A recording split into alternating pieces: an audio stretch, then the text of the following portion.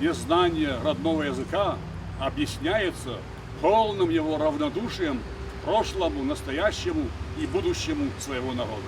Основоположника остинской литературы Коста Ахитогорова вспоминают в День остинского языка. Напомним, что отмечается праздник как в Северной Осетии, так и в Южной. В этот день в 1899 году вышла в свет книга Коста Ливановича Хитогорова «Иронфандер». Стихи остинского писателя и поэта звучали во дворе Остинской церкви. Почтить память великого Коста пришли более 50 человек. К могиле поэта возложили цветы представители руководства республики, творческой интеллигенции и школьники.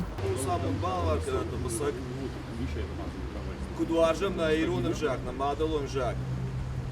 Манашон бон, прошел куда, тут хазак что и на Хриштертен. Сануслан бар, усо амон балаварка.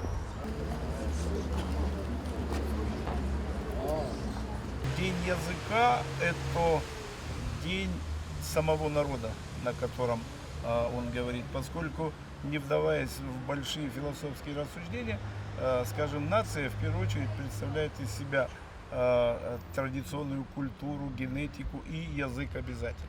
Причем язык должен понимать не в плане разговорной речи, а в плане литературной традиции.